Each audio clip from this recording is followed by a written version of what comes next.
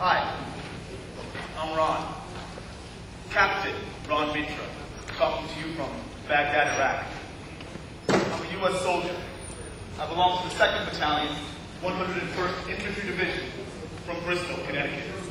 My mom stopped talking to me, and my dad, visibly disturbed. I mean, he canceled his social meetings and parties. He even took a few days off from work.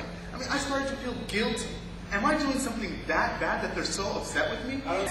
Yes! 9/11 has changed everything. Dad, how can I sit idle after 9/11?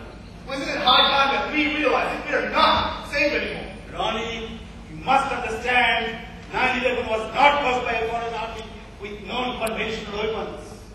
It was not Pearl Harbor. Ron, if you keep crying like this, how can I go fight for the people? Okay, that's enough, I give up. I'll quit. I'll not join the army. I may have to face a few consequences for not joining after signing up. Maybe even serve some jail time. But if you keep crying like this, then it'll be even more unbearable for me.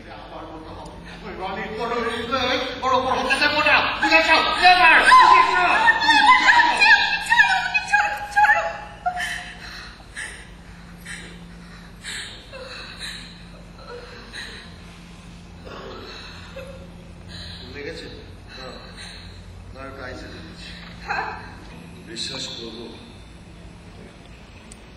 বাতাসটা বোধ হয় সেদিন তোমার দিক থেকেই বলছিল, তাই শীতলতা আমাকেও গ্রাস করছিল। আমার কেমন যেন মনে হচ্ছিল আমি ক্রমশ একটা ঠান্ডা কালো দিঘির জলে আস্তে আস্তে তলিয়ে যাচ্ছি।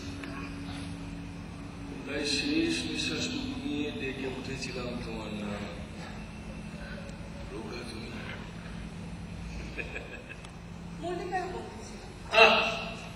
কেন সব কথা বলছো? হ্যাঁ, কেন? ভালো ছিল, আমার সব কথা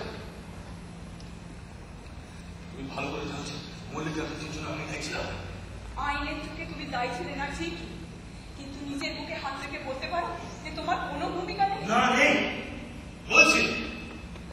আরে একটা মানুষ একটা মানুষের প্রতি চিরটাকাল আকৃষ্ট থাকতে পারে।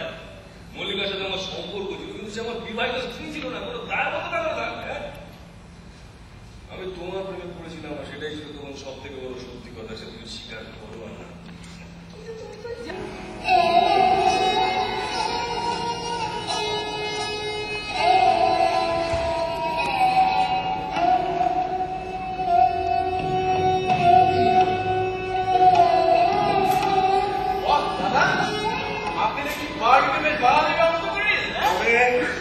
মানতেই চাও না যে আমিও কাজ করতে পারি।